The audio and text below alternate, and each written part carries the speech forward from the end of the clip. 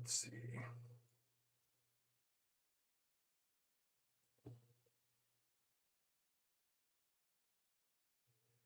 Okay.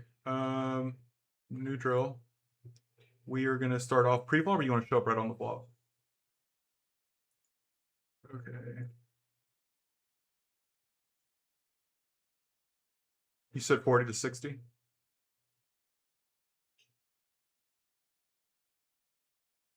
Okay. All right, 40 to 60. It's gonna be a 3-bet pot. We're gonna start pre-flop.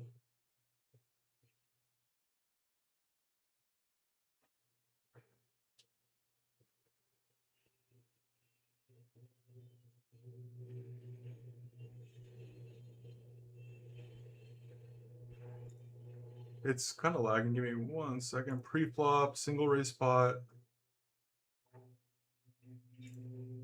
Raise first in. We're gonna be small blind and big blind.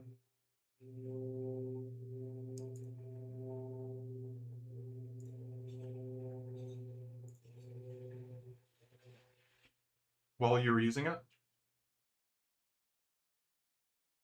Oh shit. That sucks. I'm sorry.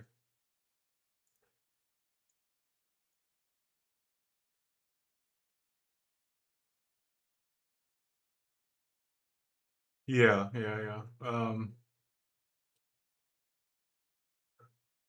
We're supposed to be out of position. Alternating on. Okay, small blind, big blind. We have 40 to 60. Do you want to do a subset, or do you want to do just whatever board comes up? Um,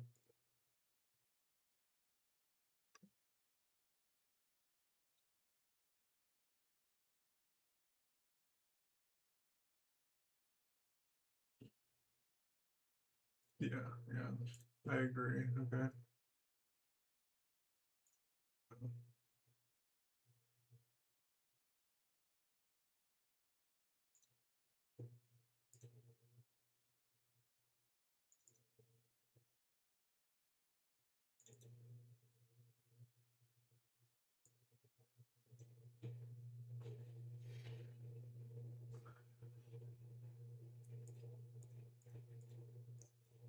Okay.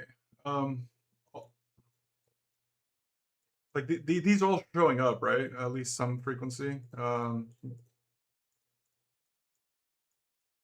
not getting too much like queen. Actually, we're gonna get a versus late position. Actually, anything else you want to add?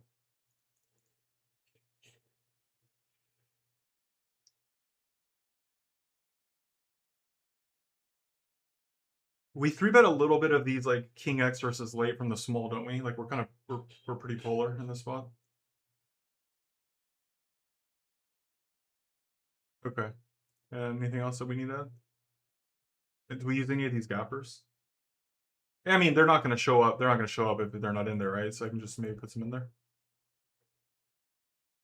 Okay. And then what do I turn on for the display? Is this okay? We good? Okay. So just start.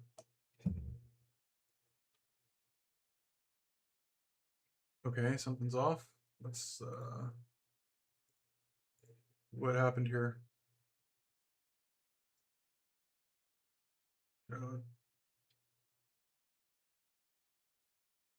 Uh, verse open. Okay. Why is it didn't keep the hands that we selected? Okay, so we'll just. Oh my god.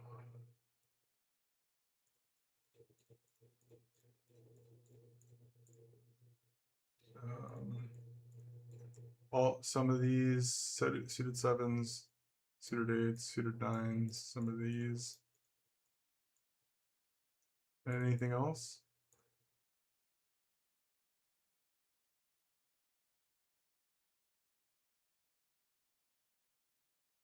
Okay. Go ahead.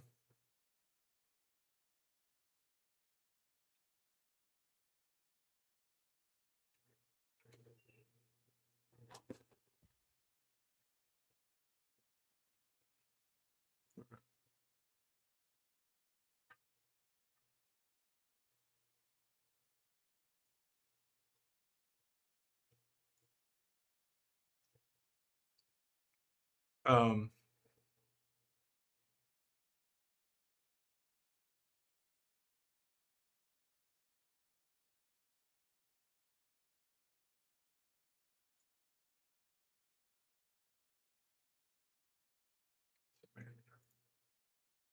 um, yeah, I didn't mean to pull this up post flop, but okay.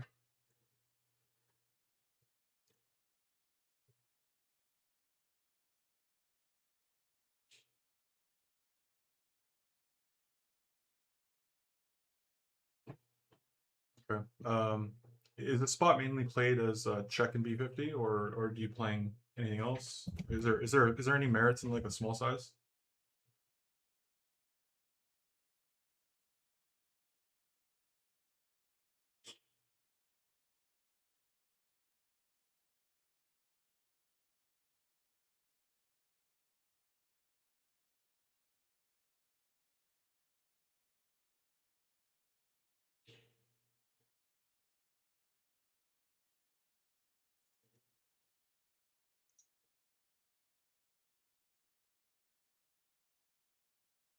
Although they might have to here. Let's check it out. Let's check it out. I'm curious in this.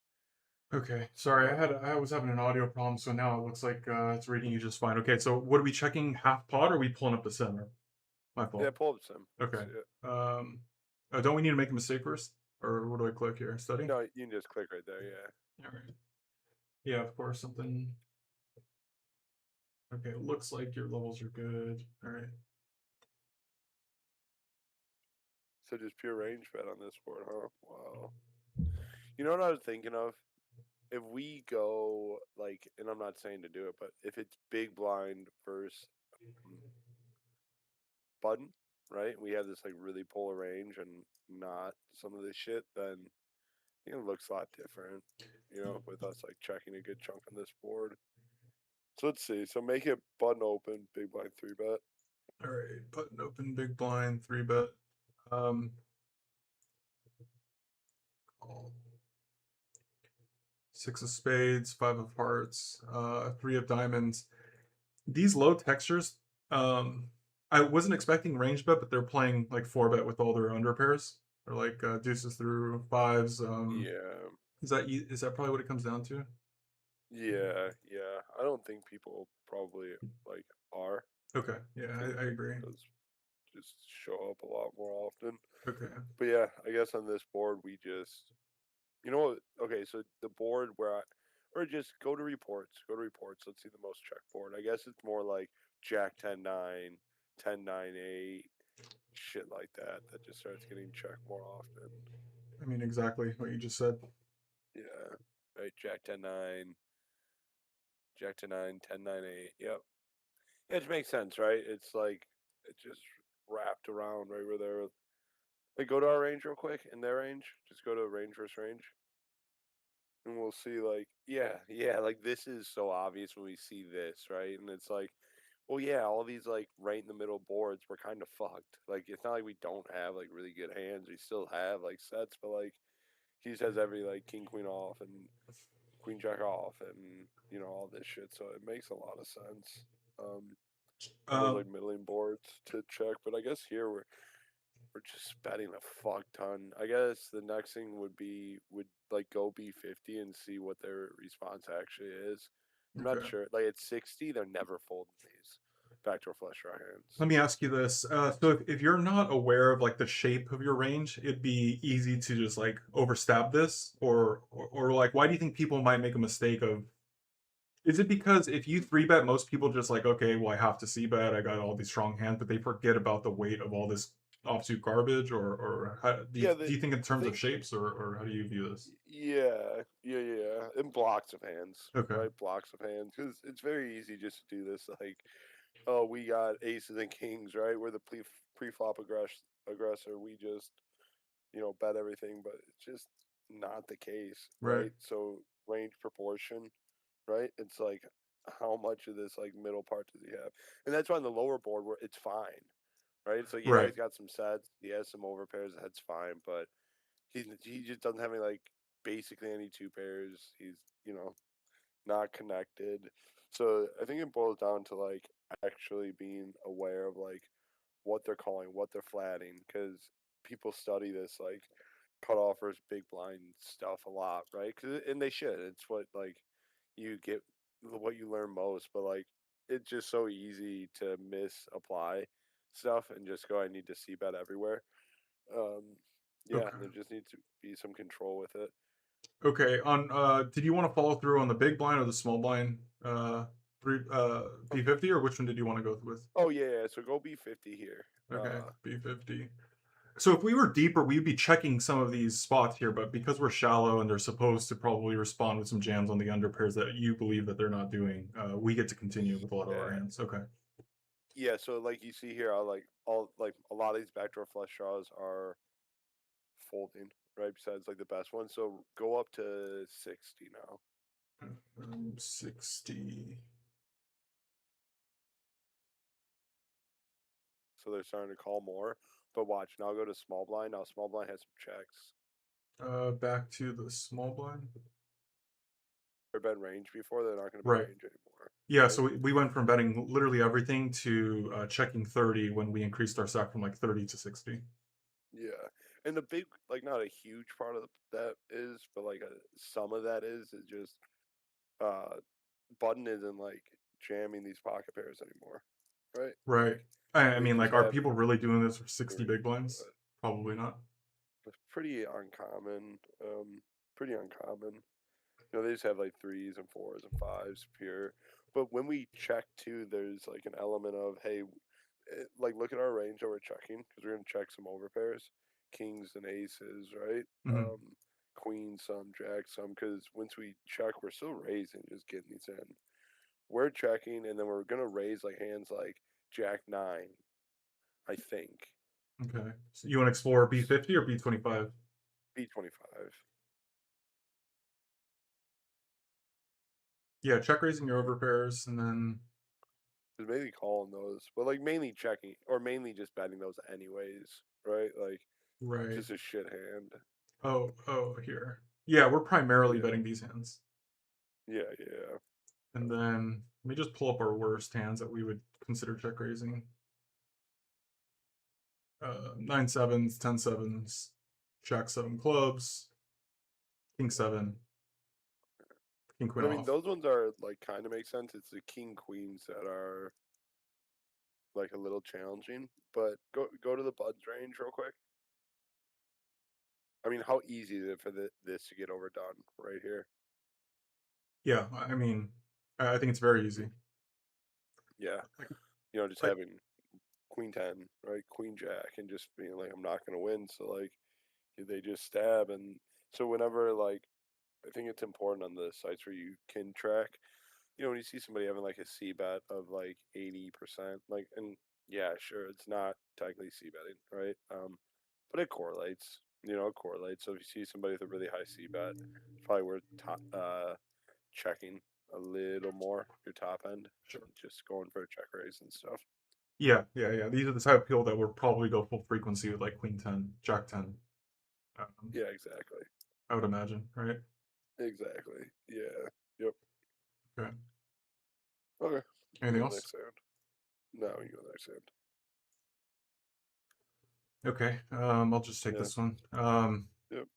We should be three betting like once we're deeper, once they're not going to start responding with like four bets very frequently. I guess at 80 maybe. I would have three bet this like pure. Let me just Pretty double check that. surprised.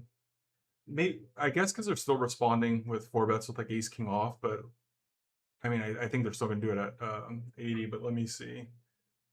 Okay. So have hijack open.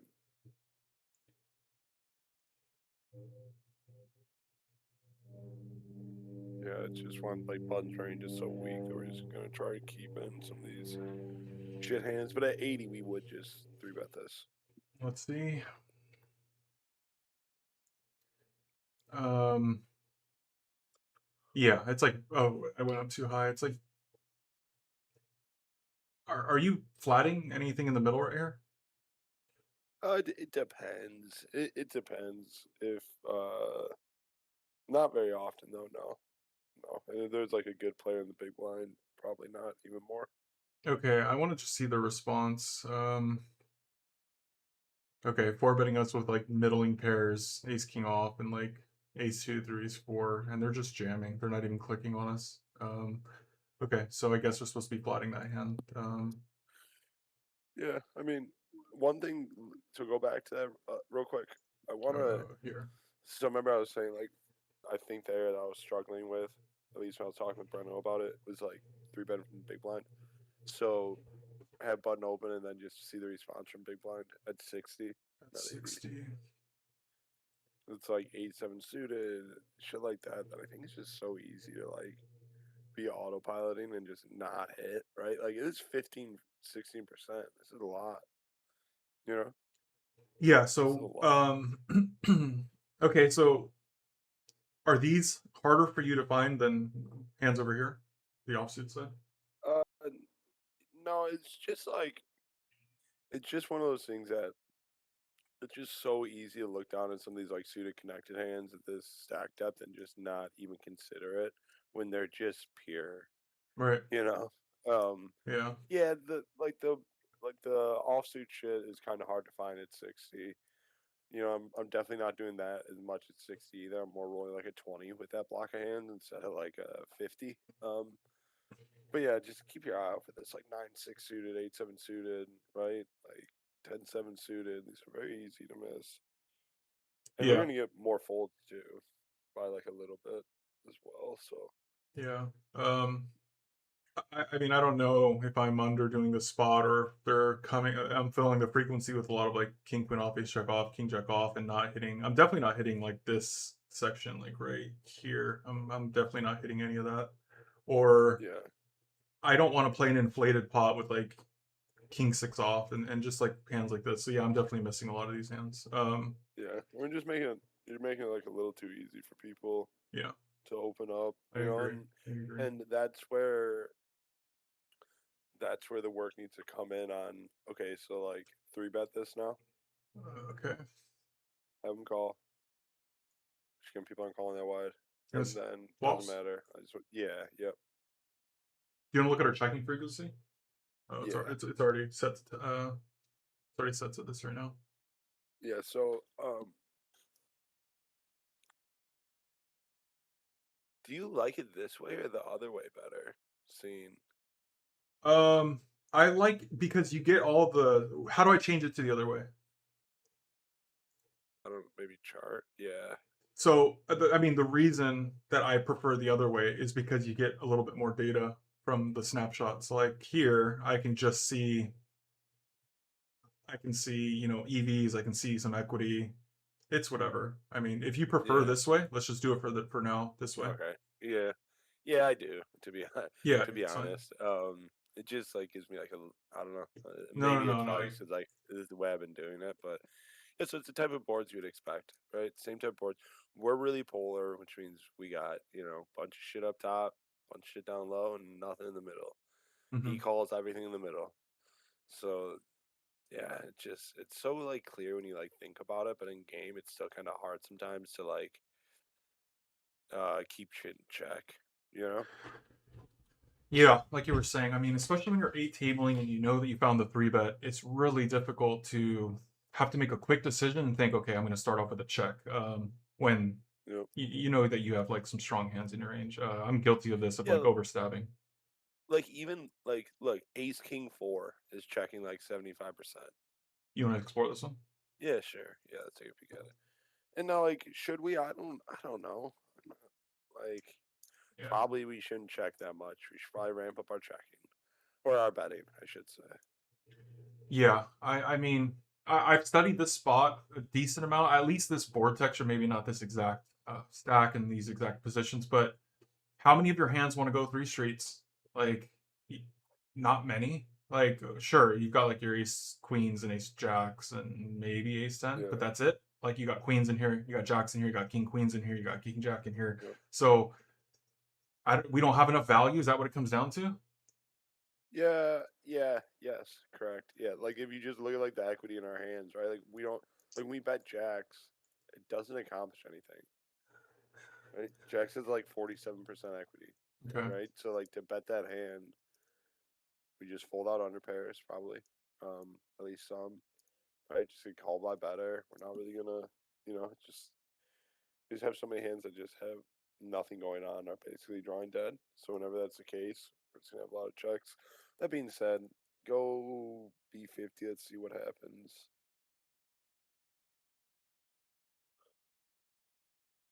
Not an Yeah, incredibly I hard mean, response. yeah, yeah, it's super easy, right? Like it's like, oh, you got a pair or a gut shot, cool, Right. call, right? Like it's not difficult here. And then keep in mind too, like, so another thing is when we have like, okay, so go back to our range now, which we're see. Oh, real quick, actually, I'm sorry. So No, no, no, no. go to the Take button, your time. Take go your to the button. time. Look at the range he's folding, right? Okay. And now go back to the big blind.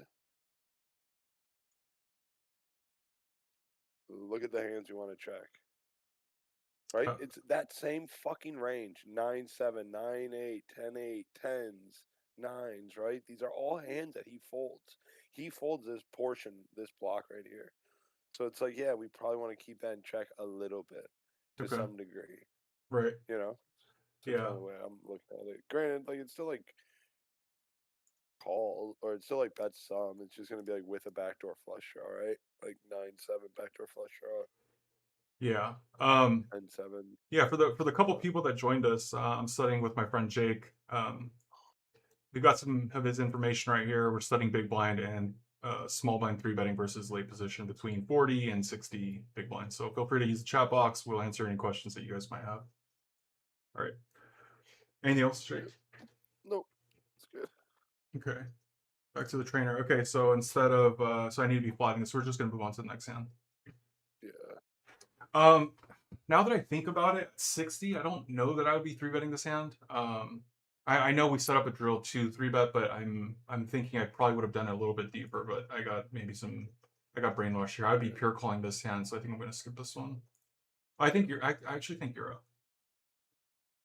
Oh yeah, say just fold here. Let's see if we can get some that actually three bet some.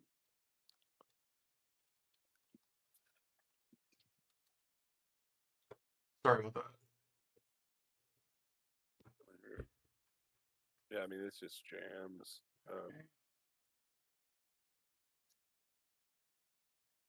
I'm down to remove like the oh never mind. Yeah, it's fine. It's one of those things, right? When you're studying like certain topics, they might be a little more complex or a little more challenging. You're gonna get some time where it's just like a little dry, right? And there's like not like the right type of hands that pop up. That's fine. You just fold it.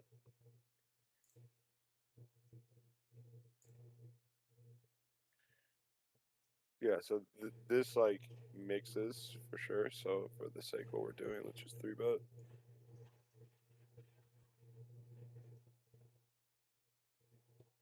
Okay. All right. So let's think about like how much we're gonna be checking and betting. So this spot's like a little different than the last one we were looking at. So I mean, I think kind of the way to look at this is like, are people going to be like defending like with their like backdoor flush draws here, like most of the time, or no? Because if like somebody's just gonna like fold king ten of hearts or something like that, and I don't know if most people are, but I'd like to bet a lot. This hand kind of blows for a lot of the things that we were talking about. That being said, we can take these like really shitty hands a lot of times, just like bet. There just isn't much we're getting to fold. That's the issue. So we rolled like a 91. Let's just bet. You just go B25. And no. Go B50. Start trying to fold out some of these like lower pocket pairs with that aren't a spade and stuff. Go like B50.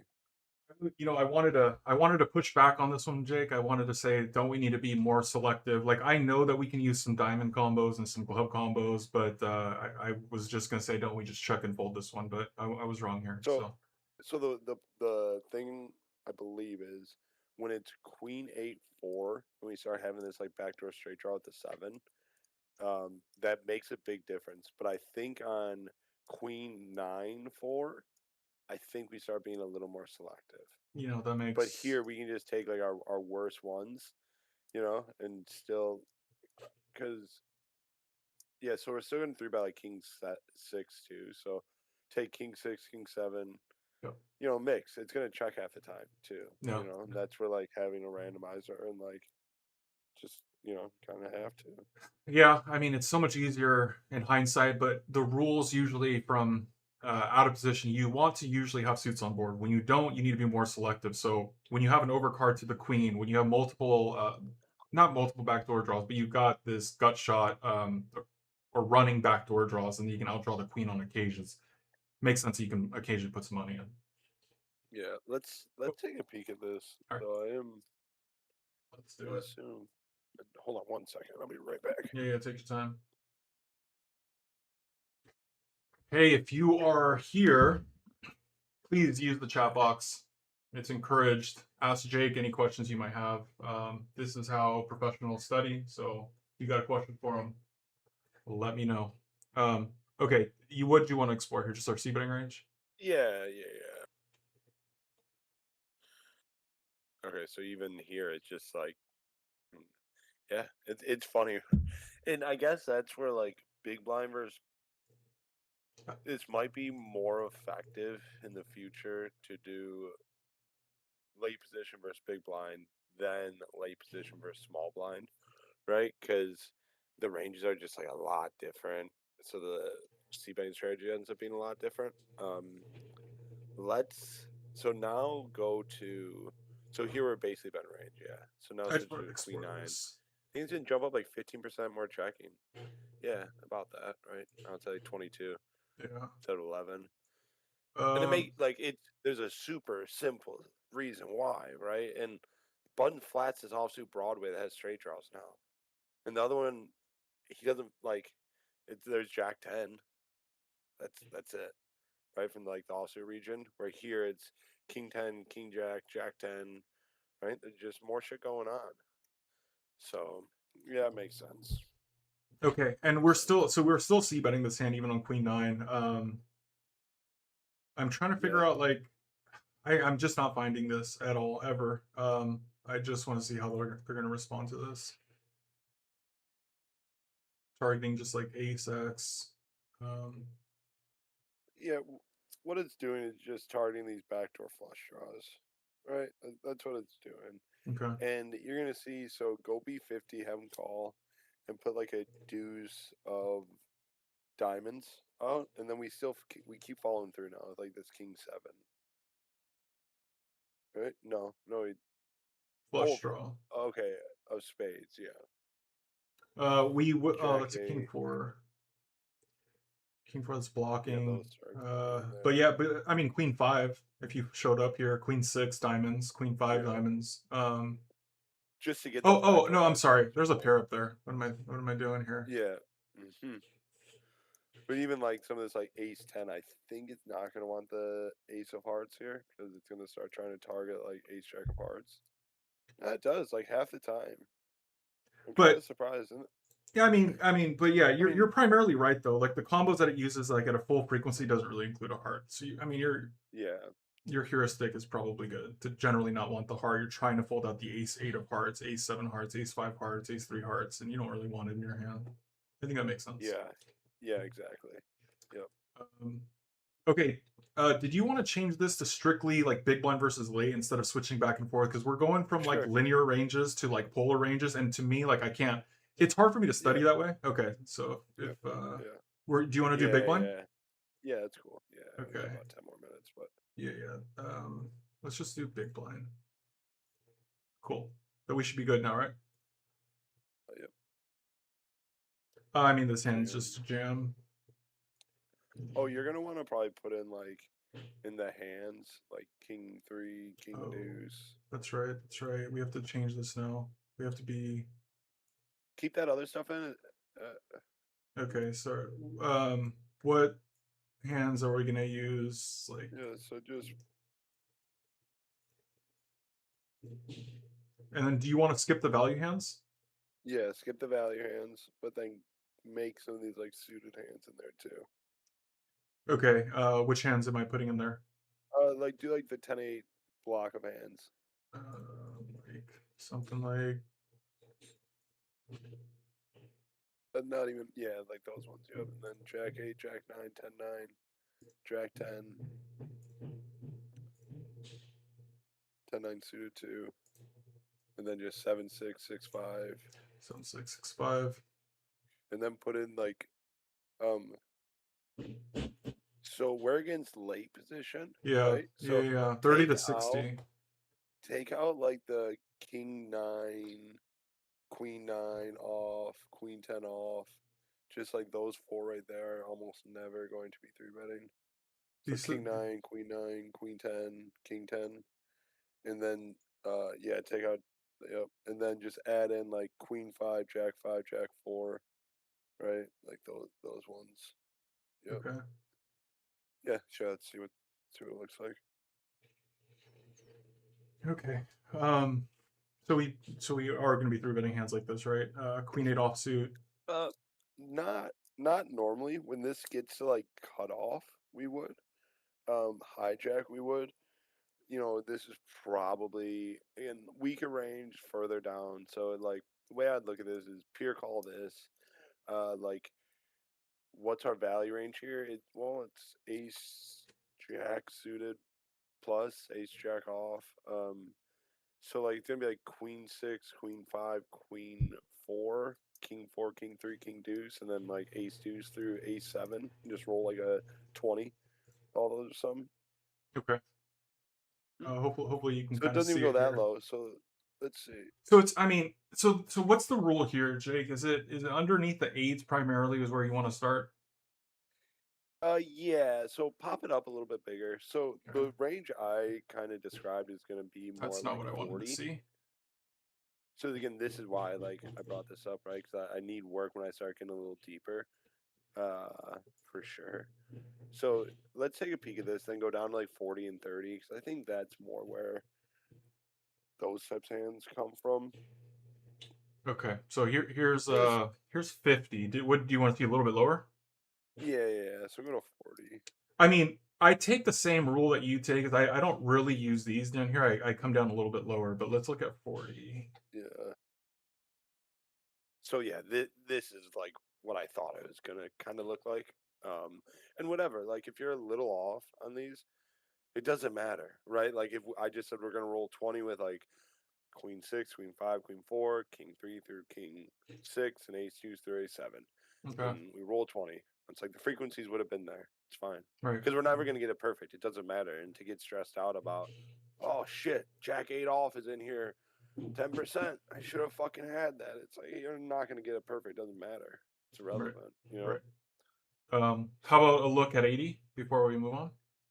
Yeah, yeah, yeah. So then at 80, it just flips totally right, and just it's still like this king 6 off, king 7 off is in there, and which is kind of surprising to me, but it makes sense, right? Bud's opening offsuit 7s and 8s, so we go right below that here.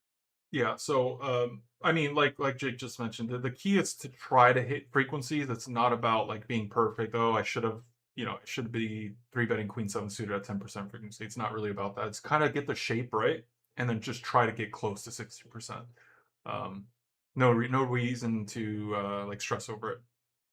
Yeah, just get the like fundamentals right. Hey, deeper stack, pull from this 10-8 suited block of hands, Yeah, and then like high up, and then when we get to 30, we're never gonna pull from 10-8 suited because this is like a deep stack type of hand. Then we pull from these hands that you want him not to have, right? Like you want to block him from having ace king, you want to block him from having kings and aces and all these hands. So where are you gonna pull from when you get shallow? Huh? Ace X, King X. When you're really deep, he doesn't like jam a lot of those in your face. So you want like hands that can make flush and straights, And it sounds yeah, simple, but there's still like this thing that just needs to keep happening and remind ourselves over and over again. yeah, yeah. I mean, I think another way of putting it is you just don't want to get moved off your equity at certain like stack depths, right? So like Yeah. you're okay getting raising one of your like trashy high card low cards and then them moving all in on you, and it's fine, not a big deal. So once you're a little bit lower down, you stop using your suited hands. Higher up, you start using suited hands. We'll Yeah. move on to the next one here. I don't know. Okay, how do you think about this? Um, yeah, I mean, I normally would just like call this at 60 and then pull from, you know, 10-8 suited, 10-7 suited. This probably gets in there some right when we get to like 40 though. I'm just gonna take this like 20%, and then when we get down to like when we start getting into this like ICM world under 30 bigs, which just starts being a pure three bet here. Ace deuce off is like the best three bet bluffing hand from the big blind by like a lot. Okay. So at I just call 60, here though. Just okay, call. let's move on. Yeah. Yeah. So this one I would just mix for sure. Just roll 20, and I'd roll 20 with Jack 4, Jack 5, Queen 4 through Queen 3 through Queen 6, King Deuce through King 5, and then Ace Deuce through Ace 7 off. And I just roll 20 with all those. And for what we're doing, let's just 3 bet, Okay. even though we didn't roll 20. Yeah, so it's like 26, right? It's fine. Yeah, we're just gonna bet here like a fucking ton, just because like we start having this like kind of decent equity advantage, right? With like overpairs and stuff, and we still have like a lot of shit hands, but yeah, if the board is like 9-7-3, like we have so many checks, right? I Yeah, think, but yeah. here let's just at like B25. And we just explored a low texture like this, and the key thing that allows us to bet our entire range here is that the button's supposed to respond with jams with deuces, threes, fours, fives, ace two, ace three, ace four, ace five. So he kind of misses this board pretty hard. He doesn't really have some low connectors, so I think we get to bet everything, right, Jake? Yep, Okay, yep, yeah, like B25. yeah, basically, yeah. So I was studying a spot similar to this yesterday, and Um, like really surprising. It's very similar spot as like King 10 off just jammed here like every time. And it kind of made sense. And I think it's really easy just to like pump the brakes here. But again, we bet B25, right? And he has a bunch of high cards. So yeah, B25 again. That's what I bet here. I don't think we jam, but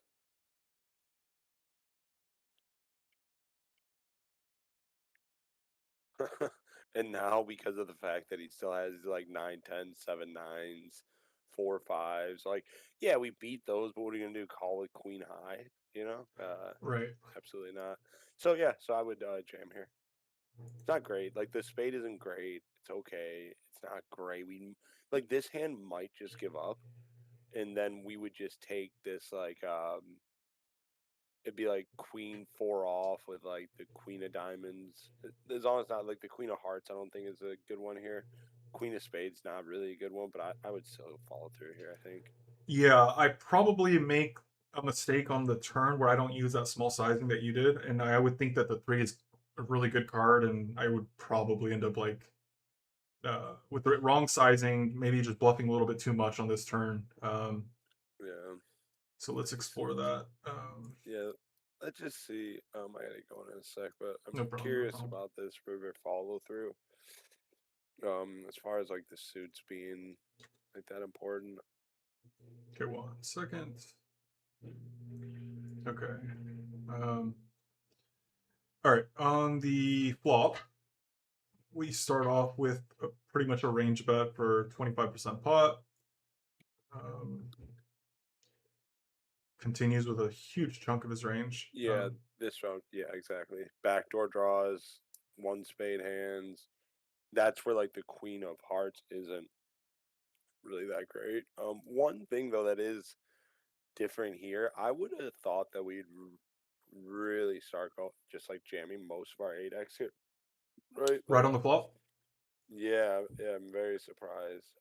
And whatever, I guess it like kind of makes sense, but I what I'm kind of getting at is we should be like following through like an insane amount, right? Because he doesn't have 8x to like fall to like people don't call an 8 here on the flop. They just jam.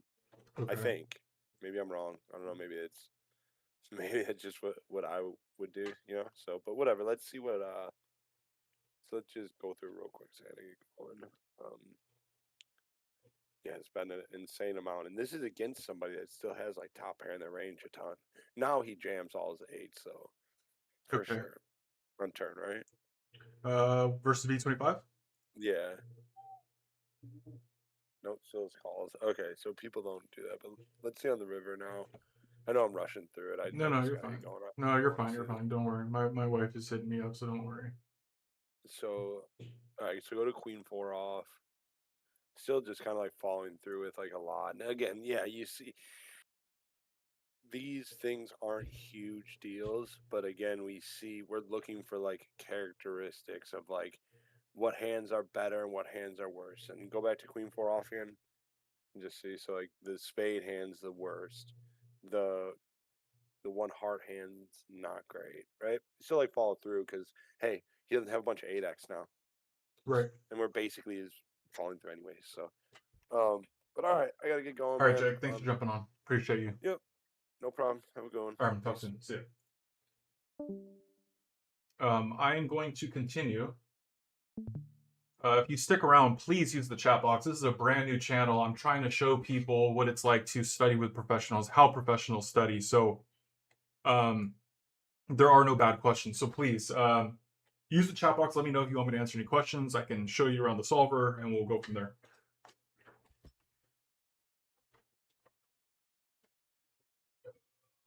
Let's see, where is she?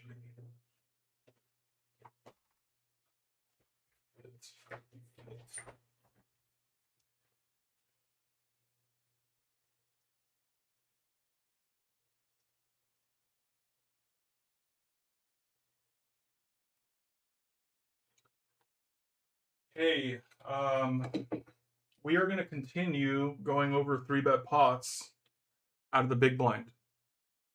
Um, my goal here is to show you how professionals study poker. When you look at a solver, the solver output shows you how perfect plays versus perfect, and what we're trying to understand is if a spot is supposed to be played a certain way, we're trying to figure out, okay, are humans playing this way? And the answer is always no. Humans are never playing like this. We attempt to sometimes, but they're never playing like this. So we need to basically reverse engineer somebody's strategy. I think people don't bluff too much here. I think people bluff too much here. I think when people check, they have no strong hands. And then when you study enough and you put your opinions into the solver will rerun the situation that you're studying, and it can tell you the exploit. So if I say people never have top pair here, people never have a flush draw on the turn because they would have moved all in against our c-bet, I can input that into the solver, and then I can have it rerun, and it spits out an exploit. It'd be incredibly helpful if you guys use the chat box. It's hard for me to just ask myself important questions when I'm studying by myself. So if you're gaining some value here, consider liking, consider subscribing. My information is on the channel. I'm trying to replicate um, a study room. Okay, it took me a really long time to meet a bunch of professionals that study together, and I'm trying to bring that to you guys for free. Gotta use the chat box, subscribe, let me know what you're thinking, let me know what's holding you up. I want to know what's causing you issues, and I will fix it for you. I will tell you exactly what you need to do better. I will show you the math behind the plays. I will show you, simply how you can get better. I'm going to be doing this for another like 30 minutes, and then I'm going to head to the casino, or I'm going to play online.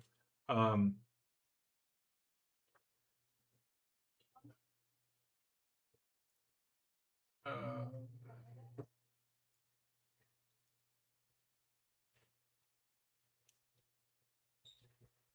Okay, let's go back to the spot here. So, let's go into big blind 3-betting here. So we're exploring between 30 and 60 big blinds. We have to think about the incentives. The incentives out of the big blind are we are getting great pot odds. We're closing the action. The moment we hit call, we immediately go to the flop. We only need to recoup our money. If we win the pot 21% of the time, we basically break even. But out of the big blind, we're expecting to lose money. Nobody makes money out of the big blind. So these are good incentives. So if we reopen the action, you want to do it with some really trashy hands. You're not incentivized to reopen the action. So when we explore a 60 big blind 3-bet strategy out of the big blind, you're going to see that it's quite polar. We're using really trashy hands and we're using our strongest. This entire game comes down to value. So it's what does our value, or in other words, strong hands, want to do? So here in this spot, we basically want to 3-bet 8s plus. So would you say studying solvers would have any influence on your game if you're playing 2-5 no limit? Louis, I specialize in tournament poker. I can beat 2-5. I can beat 5-5. I'm probably beating 5-5-10. I'm probably going to the casino later to play some cash games. But is it going to have any influence on your game? So the question is yes. The solver has a big influence on your game. The reason that you want to study the solver is because you want to understand what people should do. Okay, so let me just try to answer this question by demonstrating and showing you. Let me pull up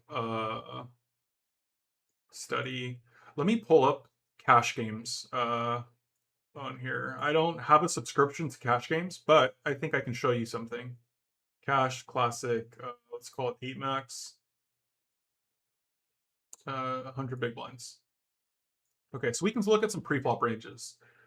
Okay, so let's imagine that you're playing 2-5 and somebody opens and you are in the cutoff. Okay, this is an optimal strategy. Are the people at your 2-5 doing this? The answer is no. All right, the answer is no. And so what do we do with that information? So let me just, okay, so what that means is basically people playing 2-5 are under 3-betting. Okay, so what does that do to our strategy? Okay, so I would ask myself, okay, so if the low jack opens to 2.5 at the casino, they're either going to limp, they might make it 4 big blinds, they might make it 5 big blinds, but we're studying what optimal looks like, and I'm going to show you how you're supposed to take in this information, what you're supposed to do with the information. So low jack's supposed to open this range here, which they're unlikely doing. If people at the casino playing 2-5, I've played enough 2-5 to know this, they're not opening king 7 suited. They're not opening king 8. They're likely limping these type of hands. They're likely limping suited connectors. They're likely limping some small pocket pairs. Most people don't play a raise or folding only strategy. They play a folding strategy, a limping strategy. They might play a 3 big blind open strategy. They might play a 5 big blind opening strategy. And when you have that many nodes going on, it really destroys your game post flop. It's very easy for a professional to say this person limps. They also have a small opening size. They also have a large opening size. To me, I stay away from the large opening size because they typically put aces, kings, queens, ace king, ace queen suited, king queen suited, ace jack suited into the large sizing. And the small sizings typically, I don't know, they might have like nines, they might have like ace 9 suited, they might have king 10, maybe a king queen ace jack. And then in their limping strategy, they might put deuces, threes, fours, fives, some suited connectors, some suited ace X. It's very easy to pick apart that strategy. So back to, okay, low jack opens, and this is what the cutoff's supposed to be 3-betting. They're supposed to be 3-betting 6% of hands, 83 combinations. I'm still working on this coffee, so give me a minute. So are people doing this? The answer is no. I expect in a casino, the average player is likely going to 3-bet hands like this. If they're feeling frisky, they might have some ace queen, they might have some tens. If they've got some experience, they might have some ace jack. But they're hitting 4%. They need to be hitting 6%. They're at 53 combos. They need to be around 83% combos. So basically what this is telling me is if I think this read is accurate, 3 bets are mainly for value. It's too strong of a range. Okay, so what should you do versus too strong of a range? You don't want to give them any you don't want to give them any money. So the way you punish a range that's too strong is to, does somebody know the answer? We got 2 people in here. What's the answer? The way you punish a range that's too strong, and another way of thinking about this is not enough semi-bluffs / bluffs. So how do you punish somebody that has too strong of a range? And the answer is, well, there's only 3 mistakes that you can make in this game. And it's calling too much, folding too much, and bluffing too much. So what this person's doing is their range is way too strong. They're not including enough weak hands in here. So when it comes back to you in the low jack, let me go back. So when you're playing your 2-5 game, folds around and it's back to the cutoff, raises to 8, and then it comes back to the low jack. This is how you're supposed to approach somebody who's playing perfect. But we established that the players at 2-5, most people aren't very good at poker. Okay, so their range is way too strong. So instead of, remember, this is what we're supposed to do. Call, 4-bet them at 20 for 22 big blinds, all in for 1%. You can kind of ignore this, whatever, and fold 42%. So the way that we would exploit somebody that has too strong of a range in here is increase the folds, decrease the calls. That's the way you adjust. If somebody is calling too much, let's say, let's imagine, actually a really good demonstration of this is IC Miser. 4-betting or folding. Do you want to start 4-betting them? No, you don't necessarily have to start 4-betting or folding, but this is how I would adjust. I would pretty much, their range is too strong. So I would ignore this hand, fold, fold, fold, fold, fold. If you're deep stacked enough, you might want to continue with your pocket pairs, because when the range is too strong, all your pocket pairs go up in value. Because if you hit your set, you're usually getting paid. If the guy was bluffing a ton, these hands go down in value because you might hit your set, but the guy's bluffing with Jack 4 suited pre-flop. He's not going to give you all the money if he hits a 4.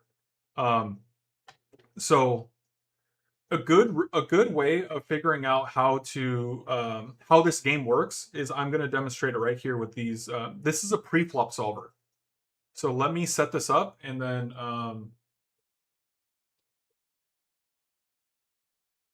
you don't need to know how this works. This pre-flop solver works. So let me just adjust it really quickly. Let me make it simple. Everyone's going to have 10 big blinds.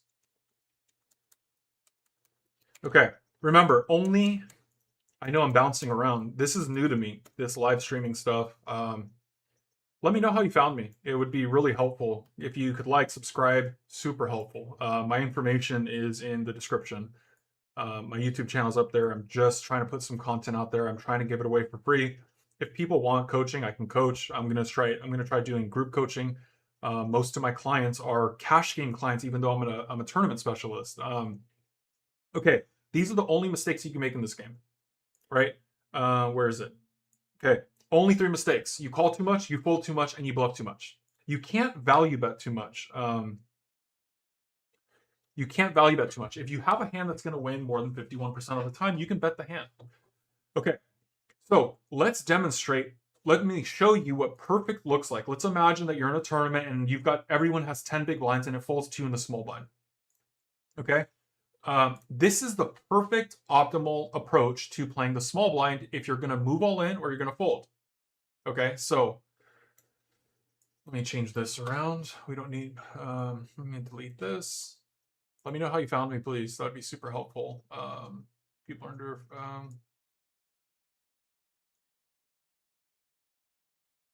okay. All right. So this is what optimal looks like. Optimal, blind versus blind, 10 big blinds. Okay. So this is the way that you should be playing from the small blind with 10 big blinds. You can see here that if the hand makes a profit, it's going to take it. So 9-6 offsuit makes 1/100th of a big blind.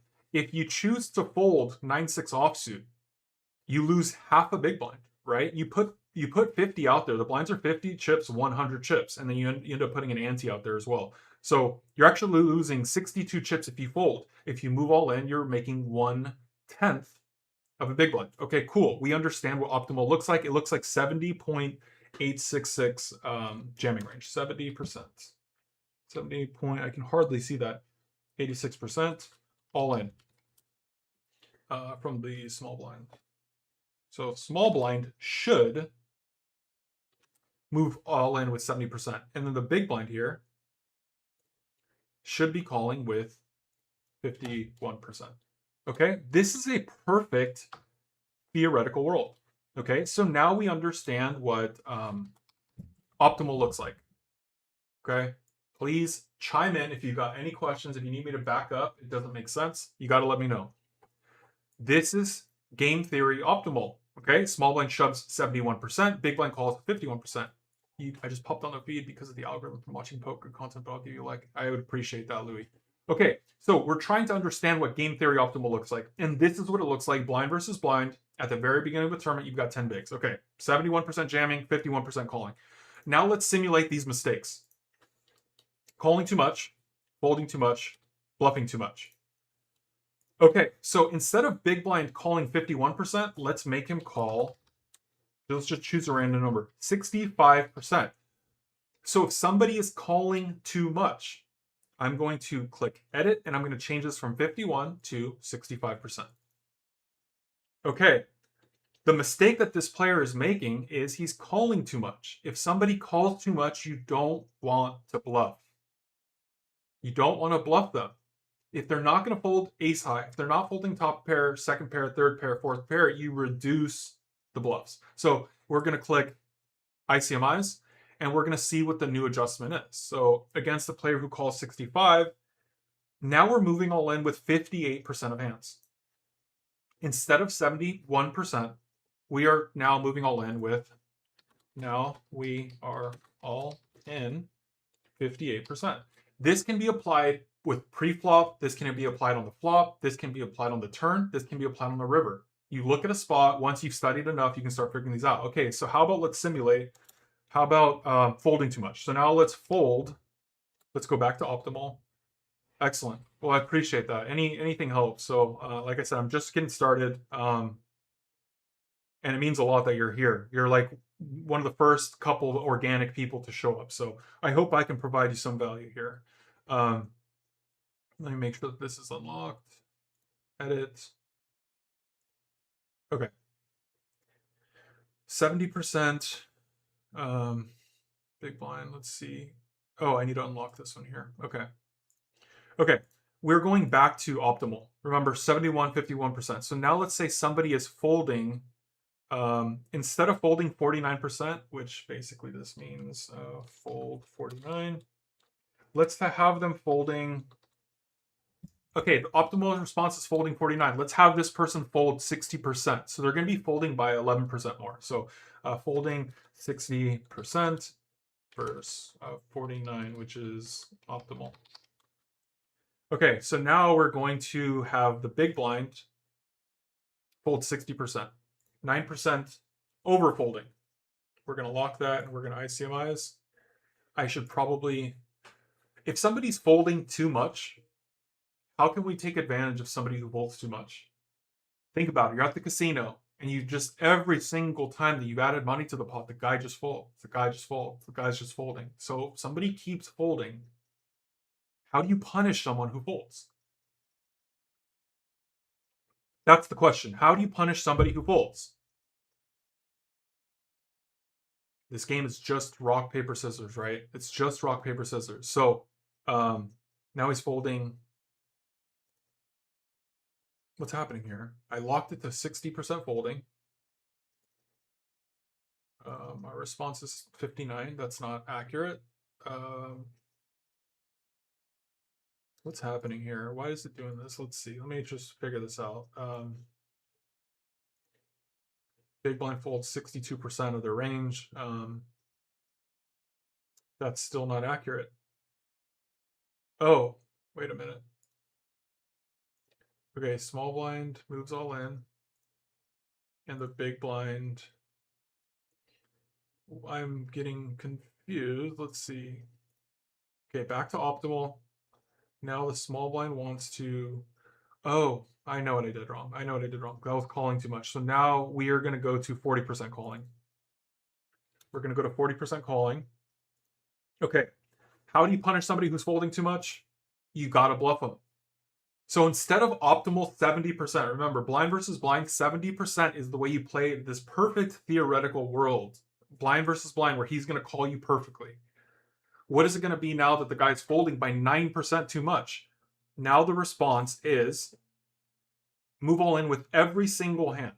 Every single hand is now making money. Okay, we started with 70%. What mistake? Remember, there's only three mistakes that you can make in this game: calling too much, folding too much, bluffing too much. Versus somebody who's calling too much, we reduced our bluffs from 70% all ins. Now we're at 58%. They're calling us too much. We're going to reduce the amount of hands that we move all in with. The hands that do move all in with are going to make more money because he's calling too much. He's calling with a weaker range. We're going to have a little bit more equity on average.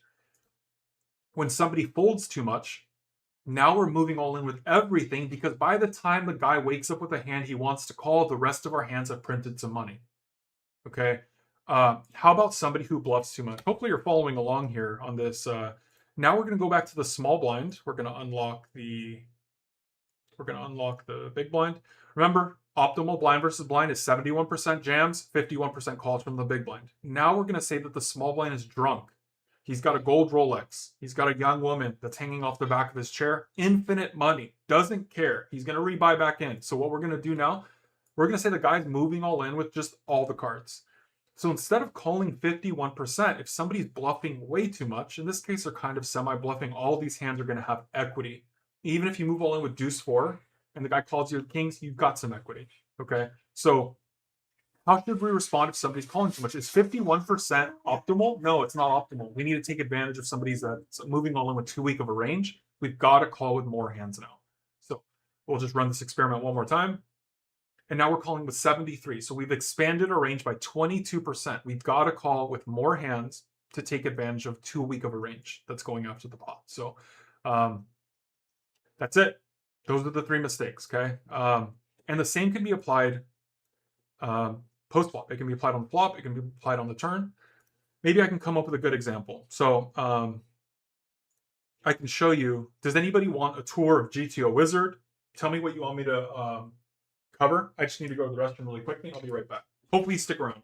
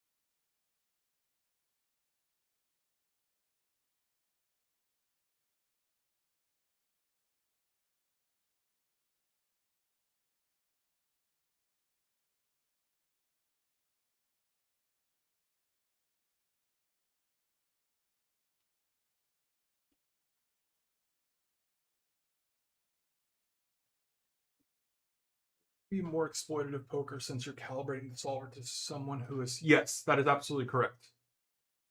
Yes. So what you're eventually trying to do when it comes to poker is you're trying to be playing exploitatively the entire time. That's the ultimate goal. That's poker nirvana, is playing exploitatively. Uh, if if your goal is to make the most amount of money possible, you have to be playing exploitative poker constantly. As you're learning, most people want to seek refuge in just playing more of like a defensive style, trying not to make major mistakes, trying to wait for a good run of cards, and then people are just going to give you all their money because people are terrible. Um, uh, I'm not going to say people are terrible. People make a lot of mistakes playing poker. Okay, they make a lot of mistakes playing poker, um, and and you cannot spot a mistake unless you understand the framework of perfect. Okay, so the reason I study the solver so damn much is because when I open the hijack in a tournament setting, I'm a tournament specialist. I don't study too much cash games, but like I said, I can help cash game players because what we're trying to do is just understand the fundamentals. So let's say I'm studying hijack versus big blind, 80 big blinds in a tournament setting. The first thing that I'm asking myself here is, are people hitting their frequencies?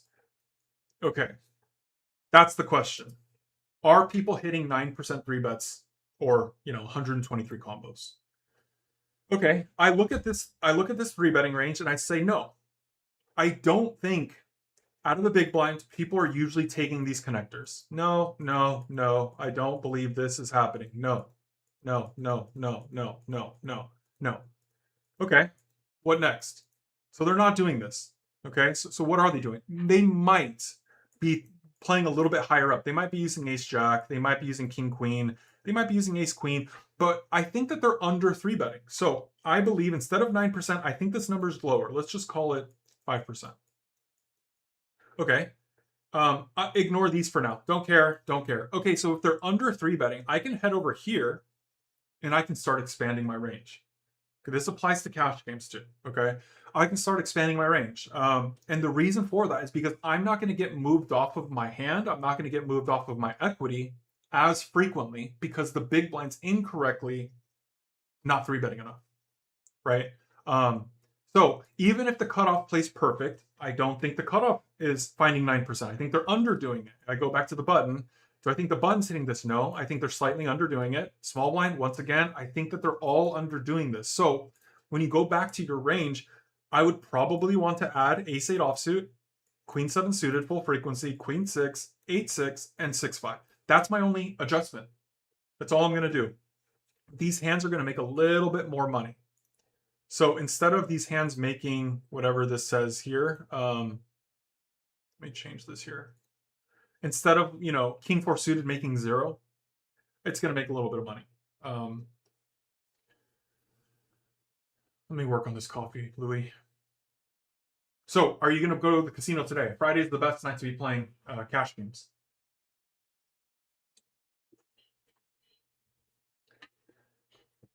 I am going to probably head to the casino after this. I'm from the Los Angeles area. I don't play too much cash games, but lately I have been. I have been playing a lot. So yeah, let me see here. Each bump this. Yeah, let me know. Yeah, let me know if you've got any questions. I need to work on this coffee and just give myself a little breather. You got a lot of casinos in your area, or where are you from?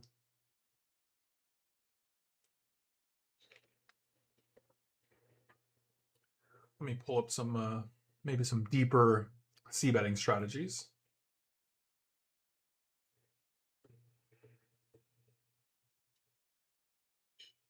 Hopefully you're having a good Good Friday so far. Okay. Just let me know that you're still here, and then we'll move on. Maybe we'll cover some c-betting strategy. Go from there. Remember, just because I'm looking at MTT solvers, the adjustment you need to make is that you're opening tighter. So if you see one of our ranges here, all you're doing differently in your cash game, instead of 27%, you should be opening maybe 20% of hands. Because there is no antes in most cash game casinos. Okay, so instead of 27, the only adjustment you would make is, okay, I need to be a little bit tighter because in an MTT, I'm playing for 2.5. In a casino, you're playing for 1.5 big blind. So you want to be much tighter than 27%. I will tell you exactly what I would open with 100 big blinds at a casino from the hijack. So let me just start with 20 and see if that works. Okay, I am probably opening. Oops, let me just turn that off. Probably opening fives. I'm not opening Jack 10. I'm not opening Queen 10. I'm not opening King 10. I would probably open something like this. You're already at the casino. Oh, okay. Hopefully you got some headphones on. Yeah. That's interesting. Yeah, something like this. So whenever if you see one of my ranges automatically adjusted by 5, 7, 8, 9-ish percent, online tournaments. Online tournaments is my specialty. That's where most of my volume has come in. I've played, a million plus hands. I had a successful MTT. I mean, I played in the World Series of Poker. I played it last summer, but the summer before that, I made it to day 6 of the main event. So I came in like 115th out of like 9,800 players 2 summers ago. You're from Florida. Nice, nice. It's a good. I heard there's a lot of good casinos, a lot of good action out in Florida. I've never been to Florida. Hopefully soon though. Yeah. So if you're gonna stick around, I'm gonna just do a little bit more studying, maybe just some random c betting. So,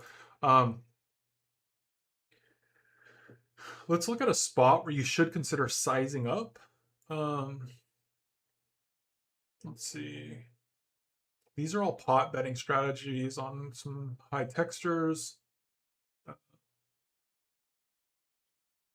So it sounds like essentially you need to be putting a live HUD on your opponent. Yeah. Yeah. You constantly need to be asking yourself, what are people doing wrong? And it's hard to answer that question if you haven't studied what optimal looks like because you have nothing to compare it to. So what you're going to encounter at 2-5 in Florida is a bunch of limpers, a bunch of multi-way. That's not how poker is supposed to be played in a theoretical world.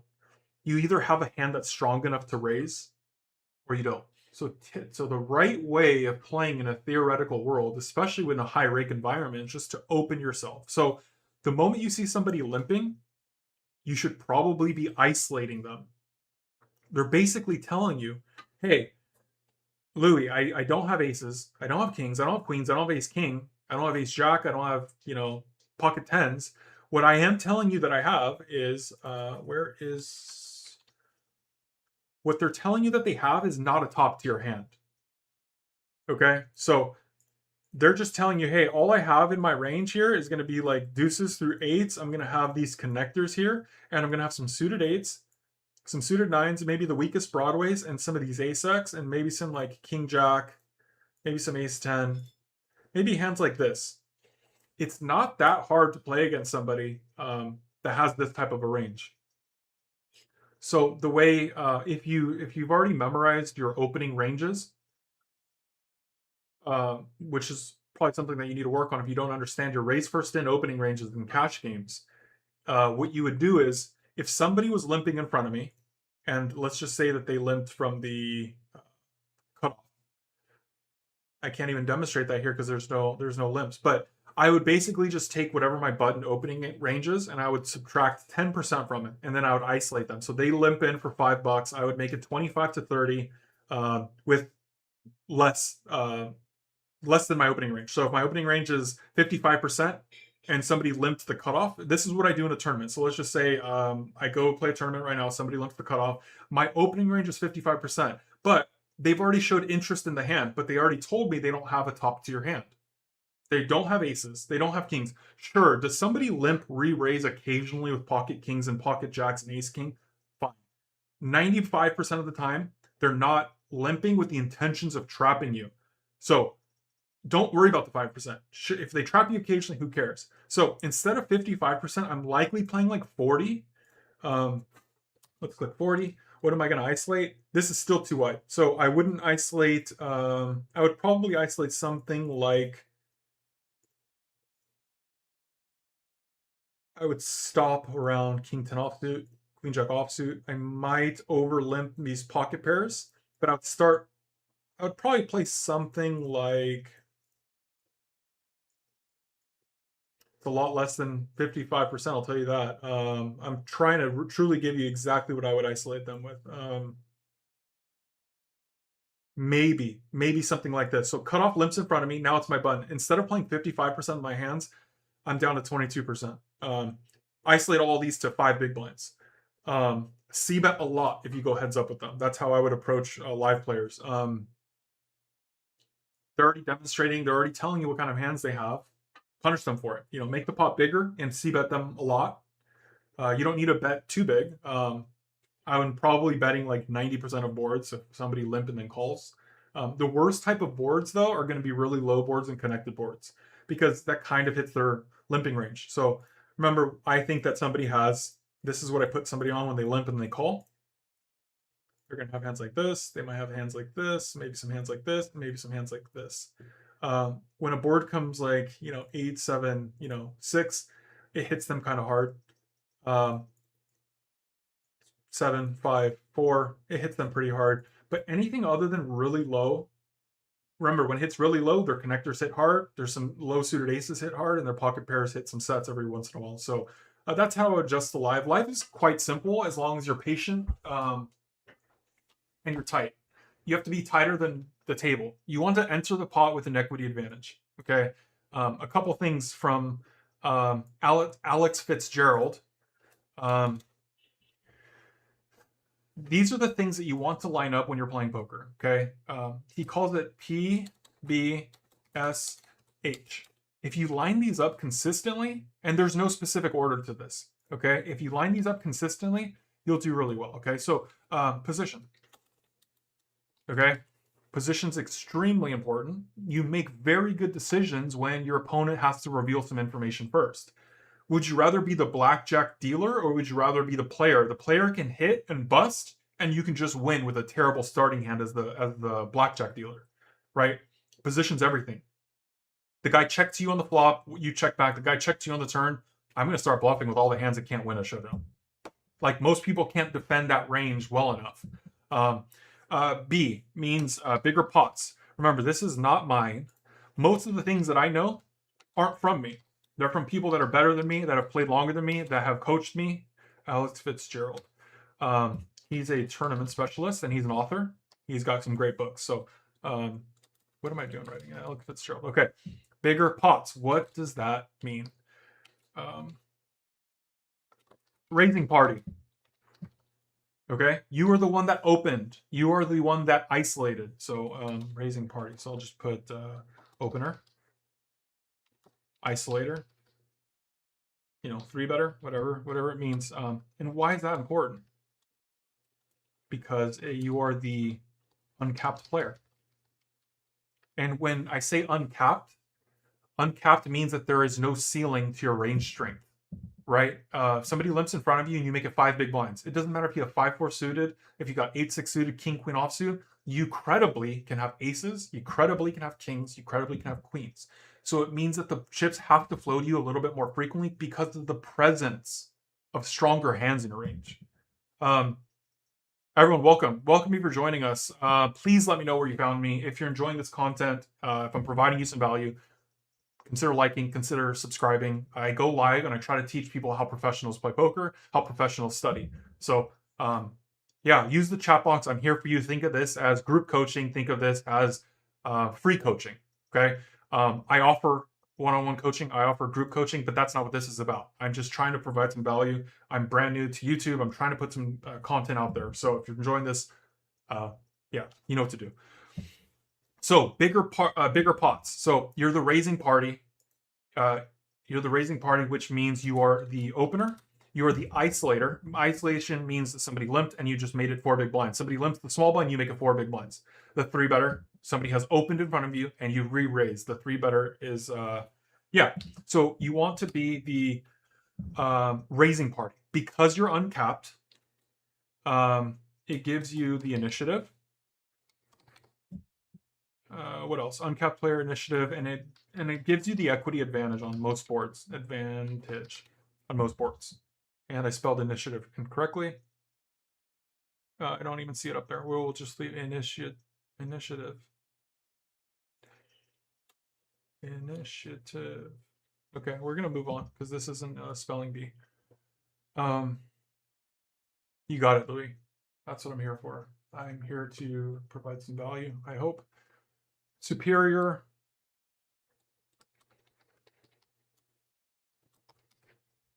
So the reason that you want to be one of the tighter players at the table, because you're generally coming in with a raise, you're generally coming in as an isolation or as a 3-better. Because having the superior hand, you're just starting with I'm going to say it again, but it's basically the equity advantage. If people are constantly playing these hands, remember, you get a lot of information from people if they just call. If they just call, they usually don't have aces. They usually don't have kings. They usually don't have queens. If you're constantly playing this range, and this is your range here, 54%, 45%, you can get rich very fast if you constantly adding money to a pot where you're going to win 55% of the time. Of course, you can make some post-flop mistakes. Of course, you might be betting too much on certain boards. You might be not playing correctly post-flop. But when the dealer consolidates the money, before any flop runs out, you've got a 5% edge. Casinos are built off of 0.5%, 1%, 1.25%, 1.5%. That's how casinos build empires. The beautiful lights, the beautiful TVs, the beautiful upholsteries, all the employees, the buffets, Vegas Strip, they're built off of 1% edges, 1.5% edges, 2% edges. So if you're constantly playing people that have a worse range than you, you're gonna make money, especially if you're skilled, right? We haven't even talked about your skill post flop. Stay tighter than them. And then the last one here, heads up. Heads up. Why is this so damn important? You don't want to dilute equity. And what do I mean by diluting equity? Easier to bluff. There's a lot of reasons heads up is important, but yes, if you subscribe to my channel, as soon as this video is done, it automatically goes into the live section of my YouTube feed. I've done this a few times already. Go take a look. Hopefully you enjoy it. So yeah, heads up, diluting equity. So look, instead of having 55%, let's imagine you're on the button and you isolate all these hands here, okay? What happens if you let the big blind come along? Instead of isolating those hands, you decided to limp along or you make it too small, and now the big blind gets to come along with all of these random hands. You're still beating these random hands, but now he gets to go to the flop with you, and now you have to deal with, instead of having a 55% edge, the big blind got to see the flop with you, and now instead of having 55% edge, you still have edge. But you've got 38% against two other players, two other ranges. So, sure, you've got 6% edge on this guy, you've got 9% edge on this guy. I personally would rather have 55% against 45%. One player. One player is easier to bluff, right? Shut out, especially if there's great players behind you. If the strongest players are behind you, more reason to isolate, more reason to 3-bet. Shut them down. Make them pick up a hand and make them put in a 4-bet if they're going to come after you. Yeah, let me know if you've got any questions. I'll work on this coffee. I've been on for about an hour and 20 minutes. Earlier, before you guys jumped on, I was studying with another tournament professional. His name is Jake. He's an extremely hardworking, talented tournament professional. Yeah, so what we're trying to accomplish with this channel is we're just trying to show you how professionals study poker. That's it. That's all we're trying to show you. It took me a very long time to find a group of players that were professionals that all wanted to study, that have the same goals in mind. If you try to figure out this game completely by yourself, it's going to be tough. It's going to be really hard because you have to ask the right questions. And you don't learn the right questions unless someone else is challenging your thought process. Like maybe you shouldn't be betting this hand. Maybe you should be betting bigger. Why'd you bet so small? You know, what's the read that you have on this guy? How do we exploit him? What are the, you know, um, yeah, let's unless anyone has something else for me, I'll just do some I will do some drills. I'll just do hijack versus big blind call, and we'll just do some drilling and see if you guys can learn from studying optimal. Go from there. Let's see here. Actually, you know, I'm just gonna do out of position. I've been trying to work on out of position for a while. It seems like as I'm getting a hold of trying to understand out of position, it's fleeting. Okay, I feel like I'm getting close to trying to understand these out of position heuristics, and then it just kind of moves further and further away from me. It's not easy. So playing out of position is tough. So I'm going to show you an out of position drill. I'm going to be playing from a like middle position, so it's going to be like hijack. It's going to be 50 big blinds. Actually, it's going to be just low jack. So it's just low jack. It's 50 big blinds, and it's going to be up against the button here. Okay, so we have the uncapped range versus the button. They have a condensed range. They don't have aces, they don't have kings, they don't have queens, they don't have jacks. They would have 3-bet those pre-flop. So on this board texture, I have to check at a high frequency. Okay, so generally when I'm trying to understand what optimal looks like in this spot here, I'm trying to understand what my frequencies look like, okay? So I think that I'm playing a really high frequency check. And how do I get to that conclusion? Why should I be playing a lot of check? Well, I know that my range includes, I'll basically show you what my range looks like. And you're going to see that we have a lot of whiffs. So I have jack 10 offsuit, queen 10 offsuit, king 10 offsuit. Let me ignore this one. Okay, so my range looks like we got 5s plus. We probably have 4s plus. Okay, we've got all these hands here. We got offsuit 10s, suited 7s-ish. So I'm playing about this range here. Maybe some ace 9. Maybe a little bit of king 5, some connectors. So this is what my range looks like. My jack 10 off, 12 combos. Right? You have to think in terms of the weight of certain hands because it dilutes, it drags your range down. So jack 10 offsuit makes up 12 combinations, right? When I say combos, jack of clubs, 10 of spades, jack of clubs, 10 of diamonds, jack of clubs, 10 of hearts. There's 12 of those, and there's 4 jack 10 suited. So jack 10 off, this weighs my range down. Queen 10 off, it weighs my range down. King 10 off, all these hands whiff pretty hard. This is, what is this? 12 times 6 is like 72 combinations out of 346 that completely whiff hard on this board. Okay, and we haven't even talked about over here. What about my king 7 of diamonds? That one whiffs pretty hard. So I'm letting you know what I think about this really quickly in real time. I'm just showing you guys how to think about if you should be checking or not. So I know that I want to be playing a decent amount of checks. How much? This is where I'm taking a guess. I think I'm checking 60-ish%. When I bet, I'm going to use a small sizing. There's no reason to use a big sizing. I'm ignoring 125. I'm ignoring these large sizings. Number one, I don't have too many low cards. When, like, I might want to bet my pocket kings. I might want to bet my pocket sixes. So kings doesn't have any reason to size up. I just want to deny equity to some hands.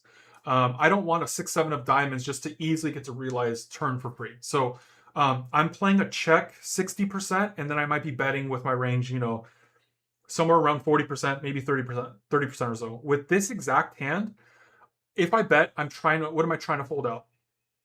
So the reasons to bet. Fold out better. Fold out better. Called by worse. There's some equity denial type of bets. There's equity denial and maybe prevention of getting bluffed. There's really only mainly 2 reasons, but preventing getting bluffed. I'll just write that down. Okay, so with this hand here, what am I trying to accomplish? I would like to fold out, let's start listing off hands that are better than mine. I'm trying to fold out king, queen of diamonds. I'm trying to fold out queen, jack of clubs. I'm trying to fold out jack 10 of hearts. I think I can get these to fold out for a third. Okay, so he comes along, I pick up some showdown. Okay, so what am I beating now? I'm beating other flush draws. I'm beating king 10 of diamonds. I'm beating 6-7 spades. I'm beating 5-6 hearts. I'm beating pocket 4s, pocket 2s. I'm beating. Yeah. So right now I picked up some showdown. So I want to start checking. Okay, he puts in a big bet. So the reason I checked is because I don't want to fold my hand, right? I hit my jack. I'm not looking to fold. If I bet and the guy moves all in on me, I would have to do some math, figure out how much equity I have, and figure out if I can call. Now I can call, okay? The pot's going to be about 30 big blinds. So let's just say it cost me 10 big blinds to win a pot of 30 big blinds. I only need to be right about 30% of the time. So I have two jacks left in the deck, jacks left in the deck. I can hit three nines, and then I have I'm sorry, is it three nines? Yeah, it's three nines, and then I have nine spades. Nine spades. Okay, so what is that? 11. This is 14 outs. If this is correct, I got one card to see, so I have around 30% equity. Around 30% equity. I need 31%. I think I have 30%. But this assumes that my hand's not going to win if the river bricks. So sometimes my hand is good. I'm just assuming that my hand sometimes is going to lose all the time. So basically what I'm saying is I can always continue because sometimes he's bluffing with his 6-7 of hearts. His pocket fours are turning into a bluff. Pocket twos are turning a bluff. Sometimes I'm just beating some bluff. So this hand is easily a call. All the spades missed. If he's going to bluff me here, he might be bluffing with pocket twos, pocket fours, and missed spades. So we're going to check, and we'll see what he does here. Okay, so we win here. Anyone have any questions? There's 5 of you here. Let me know how you got here. I coach players. I'm a tournament specialist. Most of my clients are actually cash game players because a coach is supposed to teach you how to look at flop textures, how to develop your frequencies, when to use big sizings, population tendencies, things like that. Just because we're studying tournaments here, stack to pot ratios are still the same. When you play a cash game and you open to 4 big blinds and somebody calls, you're playing like, I don't know, stack to pot ratio of 8 or 9 or 10. It's all about the value threshold. What type of hands can stack off for a stack to pot ratio of 8? I typically just play lower stack to pot ratios, but similar heuristics. When the stack to pot ratio is really low, you can generally stack off with like top pairs, over pairs, combo draws, things like that. As it gets higher up, you need stronger and stronger hands to go broke. So cash game players, you're basically looking for, you want to play suited hands, right? You're not playing 100 big blinds with top pair. If you're constantly playing 100 big blind poker and you're getting all the money in with top pair, you're hemorrhaging money. You need 2 pair or better. You need sets, you need straights, you need flushes to play cash games when all the money goes in. You guys play deep stack to pot ratios. Okay. Next hand. Not that interesting. We have top set. I typically focus a lot on like where do our bluffs come from, etc. So I will still play this hand though. Remember, oh, you know what? I didn't show you. I thought we were checking 60% and betting between 30 and 40% using a small sizing. I didn't think that we were using large sizings on this board texture. So let's take a look at if I was accurate or not. Okay, so I said 60. This was 70. And the solver typically likes a small sizing. Notice that the solver doesn't use all in. Cool. It doesn't use an overbet of 125%. It doesn't use 83%. It doesn't use 55 because you're not really accomplishing much by using large sizings. So usually when I'm analyzing a spot post-flop, I will take a look at our frequencies. Okay, I have a 52% advantage. We're extracting about 3.41 big blinds. So the EV is the expected value of when we take this flop with our range, we're expected to pull out 3.41 big blinds, and they're expected to pull out 3.69 big blinds. The fact that the guy sitting in position to you lets him over realize his equity. This is why being in position is so important. We have more equity than him, but he gets to over realize his equity because of the positional advantage. Anyways, I was pretty accurate when it comes to checking high frequency and using a small sizing. Whether you want to use 20% or a third, whatever, it's close enough.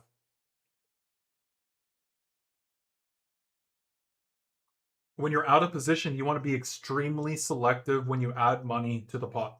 Okay? This is just an investment game. And you need to decide and you need to understand, when is the pot allowed to grow? Which hands are allowed to invest money? So we look at the solver. Every time that you see these hands, you're going to say, do people do this? And the answer is no. People don't play anywhere close to a solver. But you need to understand how to make a decision. You need to understand a solid framework in which decisions are going to be made from. So I see this board texture. The first thing I'm thinking of, I play checks on this spot here. Okay, I play check and I play small. Which hands want to fit into a small? And then I'll start looking around. So the way you find hands that are very hard to find is you'd scroll down on the solver and you would see equity buckets. Okay. And you can see here the weakest equity hands we have, 0 to 25% equity. We don't use these hands very often, but you can just highlight it and say, okay, with 7-8 of hearts, we can use a small sizing, we can use a big sizing. I bet a lot of you aren't playing large sizing with 7-8 of hearts. But if you wanted to, you can put in maybe bet 50%. When I say B50, I'm just saying bet 50. Okay, B50, B83, B125. So are any of you putting in a bet with 7-8 of hearts? Are any of you putting in with 7-8 of clubs, 7-9 of diamonds? Remember, why does the solver add money to the pot? To get better to fold if it's bluffing, right? So these hands are low equity hands. You can see here. 21%, 17%, these hands are not going to win very frequently. But if you put in a small sizing of 20%, let's go 20%. When you bet with your 7-8 of clubs, if they fold king 9 clubs, huge accomplishment, right? If they fold queen 9 clubs, huge accomplishment. Queen jack offsuit, huge accomplishment. Sometimes people might fold queen jack offsuit every single time. Okay, so what you can do with a solver is you can input your opinion.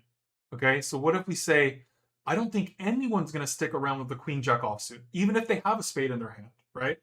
I don't think anyone's going to stick around with king jack offsuit. So basically what I'm going to show you is I'm going to show you how you can input your opinion into the solver, and it's going to readjust and it's going to spit out an exploit. Exploit means we're taking advantage of a mistake. So let's just say that instead of someone folding 14%, actually, let's go to a bigger sizing. Let's just do, let me just show you here. Please, any questions, use the chat box. Treat me like your coach. If you've never had a coach, this is what a coach does. Okay, they go through the solver, they put in your hands, they input your opinion on population, and figuring out, can we take advantage of this spot? So what the solver has suggested, okay, is let's just say the solver wants to add money, 28% of the time for a small sizing of 25%. Cool. Okay, when we bet 25%, the solver is folding 18%. I think people are going to fold more. Okay, let's just say the only adjustment I'm going to make is I'm going to fold the broadways. Okay, let's just say jack 10 offsuit folds, queen 10 offsuit, queen jack, king jack, and king 10. I'm going to fold these combos. So we're going to go from 18% and we're going to go somewhere to closer to like 25%. Okay, let's remember this. Let's remember these frequencies, because the solver is going to tell you how to exploit population if your read is correct. 28% B25, and then 71% check on ace 5-3 two-tone.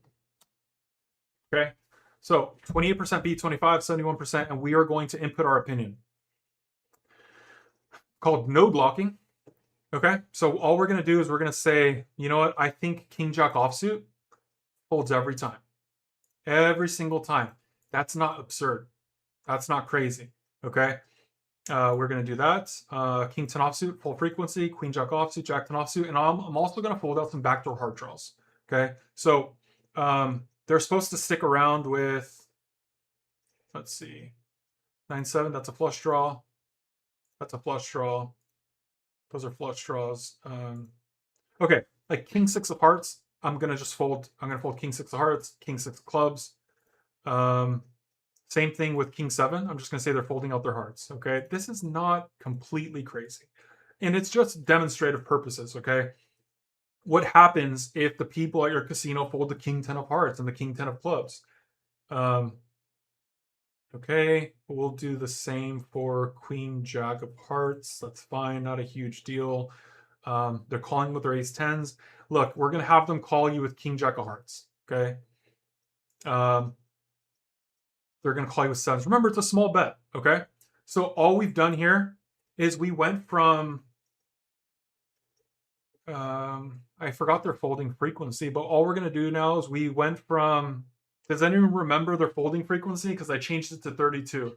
I think it was 17. If anyone remembers, can you please let me know? Because it's helpful, because I already forgot. So all we're going to do is, remember, we have them fold their offsuit Broadways, and we have them fold some backdoor heart draws. We have them fold, king jack clubs. That might be accurate. It might not. It doesn't really matter. It doesn't matter if it's accurate, because you can just say, you know what, I think people are doing this, they're not doing this, and you can make your own assumptions and conclusions with that. So let's apply and let's see what our strategy does. Remember what our strategy was, okay? Our strategy was bet 28% for a quarter sizing. Does that look like 28% anymore? This is the counter adjustment to somebody that might be playing incorrectly. And that's why the solver is extremely useful. Take a look at the baseline. Guess what the baseline might look like. So you have an idea. Okay, they should continue with king jack clubs every time. They should continue with king 7 of hearts, king 8 of hearts. They need to continue tons of heart draws. They need to continue tons of backdoor straight draws, and they need to continue a bunch of king high. If you look across and you see old man coffee, he's not continuing with king jack of clubs, right? Then you bet everything. We were supposed to be playing high frequency check in this spot. We're not doing that anymore. Okay, so that's the example of inputting your opinion into the solver, and basically just putting your read into the solver. Okay, I'm almost done with this coffee. As soon as it's done, I'm going to sign off. If anyone has any questions, let me know. It's almost time for me to hit the casino. Okay, king 8-7. I have bottom pair. I have an overcard to the king. I don't have any backdoor flush draws, okay? Remember, his calling range looks like this. So it's going to hit this pretty hard. He 3-bets some suited nines. So these hands aren't in here full frequency, but he's going to flat some of these hands, 3-bet some of these hands. So this is what the range looks like, ish. Not perfect. Something like that. So this is what his range looks like, and this is the board. He hits this board kind of hard. So I'm going to start off with a check with this hand. Let me reconsider. Hold on. What am I trying to accomplish? What does my value want to do? Okay. Can I get called by worse hands? Okay. Let's start running through a checklist. So if I c-bet this board, can I get called by a worse 7? Sure. 7-6. Maybe he barely has any 7-5. I can get called by ace queen backdoors. I can get called by ace jack backdoors. I can get called by queen jack. It's not a lot of hands. I'm going to start off with a check. He bets small. I'm going to call. 4. I'm still ahead of some hands. The backdoor spades are filling. So now his queen jack of spades, jack 10 spades, 9-10 spades, ace 5 spades, ace 6 spades are picking up some equity. He sizes up. I think when I'm unblocking queens, jacks, 10s, and 9s, I have to continue with this hand. It doesn't feel very good, but I think I have to call. I could be wrong here, but we're going to call. And then the backdoor spade has filled. I've got 2 pair here. King is likely checking back. I think I'm going to block bet with the intentions of stacking off. Because if I check here, he's going to check back his king queen, check back his king jack, check back his king 10, check back his king 9. If I bet small, he might even reopen the action with worse 2 pair, king 8, maybe king 7. And the pot is 31. I got 25. Stack to pot ratio on this river is 1. I'm not folding this, even if he hits his flush. So I might try. I'm not sure which one's correct. Let's just make a mistake. Let's bet. Perfect. This hand would have checked back. The river was played incorrectly. I don't really care what this thing says. I usually try to like alter my actions based on what I think human beings are going to do. But let's take a look here. It was 18%. Yeah. Okay. It was 18. Nice. Okay. Okay. On this board texture, we're checking around 55%. Don't get overwhelmed with all these sizings here. Okay. Anytime I take a flop I play 2 actions. Okay, so might be helpful. So I play a binary strategy post flop. This includes cash games. Okay, so whether I'm playing MTTs, MTTs or cash. And what do I mean by binary strategy post flop? Typically, I might be oversimplifying this. I either have a checking strategy and large sizing, or I'm playing no checks, and I'm playing basically small and large. Okay, this is how I play every single poker decision I've ever made from when I started learning poker from players that are better than myself.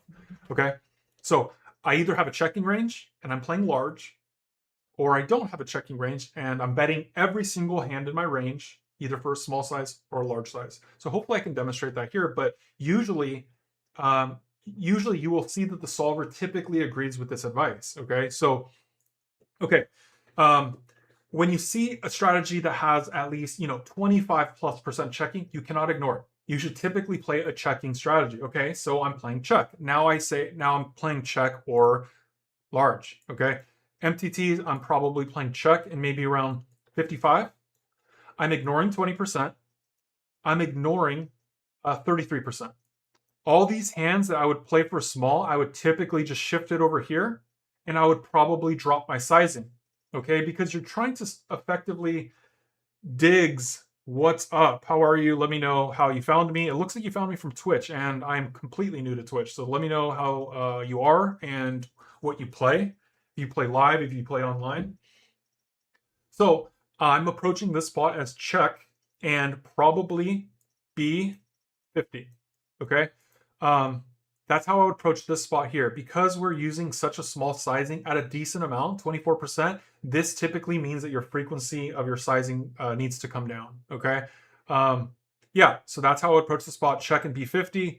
I would typically look for what are the hardest hands to find is in a out of position C betting range. It's going to be hands like Queen 10 clubs. It's going to be hand like Queen 9 clubs, Queen Jack clubs. I probably don't even bet these. I probably check and fold. Okay. So anyways, I had ace 7 of clubs. It kind of likes betting the small sizing. If it doesn't fit my half pot sizing, I would probably consider just checking. Once in position, bets a third. Let's see how we respond.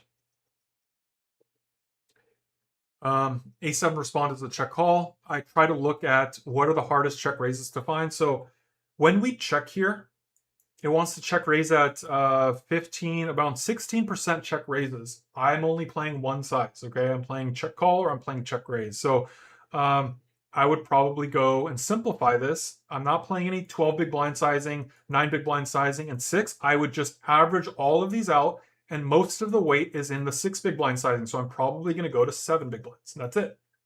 Okay? When I check raise, no matter the hand, no matter if it's value, no matter if it's bluff, I'm playing check raise to 7 big blinds. Cool, simple. What are the hardest hands to find in a check raising? Notice that we don't use really weak hands. There's no 0 to 25% in a check raising bucket. We use, these are the weakest hands that we use right here in this 25 to 50% bucket. Remember, you're gonna have strong hands in a check raising range. So in theory, you should have some bluffs, some semi bluffs. It's healthier to think of bluffing as semi-bluff. You always have some equity. Okay, just because you check raise with a jack 9 of hearts doesn't mean it's 0%. When you check raise against a range, when you check raise against the button betting in position, you've got 33% chance of winning the hand. Remember, and sometimes they're just going to fold. You can hit a 10. You can hit a jack that might be good. You can hit a 6 and you can hit a heart. So there's a lot of good cards when you check raise. If I don't see bet my jack 9 of hearts, I'm typically going to be check raising this hand. I'm not going to check call. Other hard hands to find. Ace 4 hearts, ace 4 spades, ace 4 diamonds. You notice the pattern here. It's not using clubs. When you are out of position, it's very equity driven. You don't want to inflate a pot that has inferior equity, right? So clubs have 28% chance of winning. Diamonds, 32, 32, 32. 4% doesn't sound like a lot, but remember, the Las Vegas Strip was built off of 1% edges, 1.5% edges, 2% edges. Okay, so this is a 4% edge. And when you have an ace and a 4, look how the solver thinks about this spot. When you have an ace in your hand, occasionally you outdraw the king, right? Occasionally you pick up a backdoor heart draw, a backdoor spade draw, a backdoor diamond draw. You don't want to inflate with a 4 not having backup equity. You need to be able to turn a 5, a 6 for some straight draw outs. You need to occasionally draw out on a king. You need to occasionally draw out on pocket 9s. So these are one of the worst hands that we use. Do you need to do this? You don't need to always have bluffs in your range, okay? But strong players do, okay? Let me take a quick breather, and I'm going to go about 10 more minutes. 10 more minutes is typically 2 more hands. So I made a mistake on this river with ace-7 of clubs, apparently. I checked when we got here with ace-7 of clubs. They bet large in position. They are playing check and large when check 2 in position. The weakest hands that the in position player is going to use, ace-6, ace-5. In position can be more polar. They can use hands like ace-5 clubs, ace-6 clubs. Out of position player is equity driven. In position player, when we're talking about bluffing, semi-bluffing, in position typically uses weaker hands. Let's see here. Yeah, so they're checking hands that they don't want to get moved off of their equity. So let's see here. So it's starting to check hands. Like if you see, I'm over here in these little filter boxes, you can kind of get an understanding of their strategy here. You can see that this is a polar strategy. The way you can tell it's a polar strategy is it uses really strong 80% or better. It's typically betting them at full frequency. 80%, boom, we got a lot of strong hands. We're betting all of them for a big sizing. But when you get to the 70 to 80% bucket, it's pretty much not betting any of them. All of these hands are primarily checking. Why? The solver does it for a couple reasons, okay? You want to be able to have some strong hands in your river defending range, okay? So you check the button in position, and the out of position player on the river is occasionally going to bluff, and you want to occasionally pick them off with a top pair. When you check on a certain node, you need to be able to defend it on the following node. How easy would it be to play against somebody that every single time that they check, they're weak, and I get to bet every single time? Game just doesn't work that way. Just because you check, it doesn't mean that you're completely weak and you cannot be defending on the following node. When I say node, the following street, the following action, okay? So the solver always holds back some of the weak, some strong hands in order to be competitive on the following card. So in position, the button is going to bet the strongest top pairs, right? So if I go to top pair, it bets king queen every single time. It bets king jack every single time. King 7, it's starting to check. King 9 at full frequency checks. King 6 at full frequency checks. These hands are designed to strengthen our check back range on the turn. So it'd be way too easy to play against humans that always check back with weak hands. You'd be able to bluff them every single time, okay? So that's why the solver chooses to defend to keep some top pair hands in that check back range. Do you need to do this? You don't need to do this against people who are not going to bluff the river. If you're playing an old man, sorry to break it to you, if you're an old man watching the sim and you don't bluff enough, I'm sorry, it's a stereotype, okay? But for example, an older gentleman checks to you, never check back a king 10, because the solver's expecting the older gentleman to bet on the river with some bluffs. If he's not going to bluff, don't do this. Don't do this. This makes no sense, okay? This is how we read the output and then make adjustments, okay? Anyways, the solver's holding back some top pairs to defend that river checking, the turn checking range against river nodes. And then when we get to the 70-80% bucket, we're starting to check. And then you come down to the really low equity hands, and we're starting to bluff, right? Queen 9 clubs. It's got nothing going for it on the turn. It's bluffing. You can occasionally outdraw the 8 and the 7. Okay, so if the in position player or the out of position player held second pairs, like something with an 8, something with a 7, my hand was a 7, you're occasionally going to outdraw them with queen 9. You got 2 overs to the 8, queen 10, 2 overs to the 8, jack 10 clubs, 2 overs to the 8, and a gut shot. Okay, remember, in position can be a little bit more polar. When we get to the river, I had a7 of clubs, and it wanted to check full frequency. The in position player is going to find some bluffs. It's going to bluff every single time with 5-4. Humans aren't going to do this every single time. 7-6 clubs, 8-6 clubs, whatever. Moving on. Almost done with this. Let's move on. Let me see if I can do 2 more hands. I need to save some brain power for the casino. I say that, but the casino is actually quite relaxing. I play a lot of tournaments online. I play a decent amount of tables. I've been getting crushed lately, so I feel like I need to be studying a lot. So thanks for being here. Thank you for studying with me. If you have a question, please ask. Here's an interesting spot here, because what I want to do here is I want to deny equity and I can get some value. So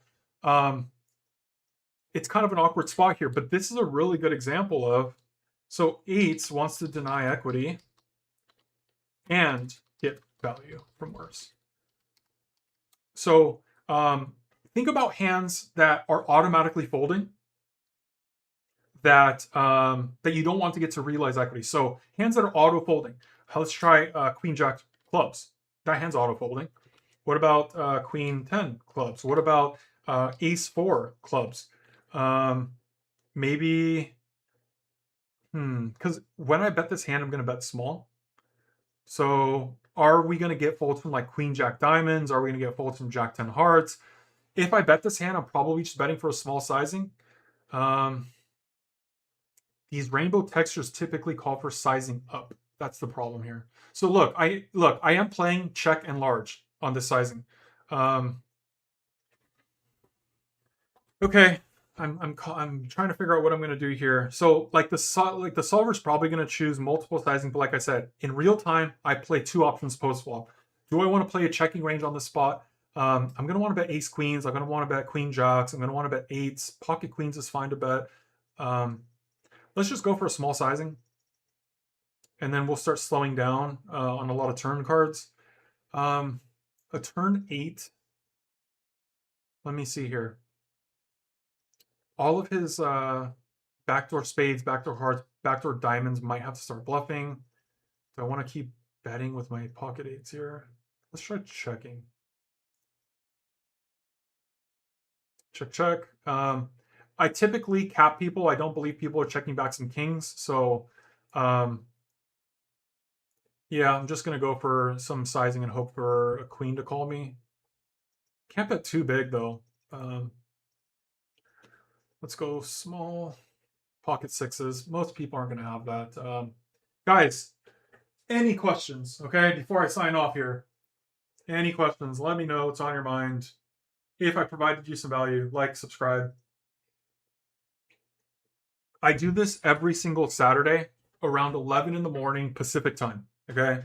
If you can join me, bring some questions, bring some problems you're having trouble with. If you don't understand the math, let me know. And we can go from there. I can help you guys. I've been doing this for a while. I primarily play tournaments online, but because casinos are inefficient. That's why I play tournaments online. Because when I play online, we can play 45 hands an hour per table, roughly. We can sometimes 8 table, 10 table, 12 table, 14 tabling. And when you go to the casino, you're playing 25 hands an hour. And the dealer sometimes makes mistakes, and you have to tip. Not to sound cheap, but tipping, if you're tipping, $5 an hour, you win 5 pots, you tip them $1 each hand. Most people aren't making more than, 20, 25 bucks, 30 bucks an hour. The stronger players are making, between 30 to 50, 30 to 60, 45 to 60 at 5-5. But if you're just learning how to beat the game, and you're only making 20 bucks an hour, you're giving 25% of your hourly away, right? $1 seems insignificant, but if you're only making 20 bucks an hour, 25% of your hourly is just going away to a tip. Things to think about, okay? Jack 8-4, rainbow texture. Rainbow texture and middling textures typically call for sizing up.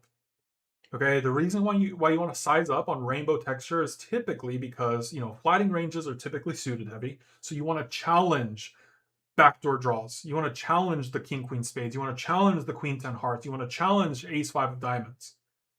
And equities don't shift as hard on rainbow textures. So if this was jack of spades, 8 of spades, 4 of diamonds, when the spade hits on the turn, a lot of our hands that are value downgrade a touch because the flush got there.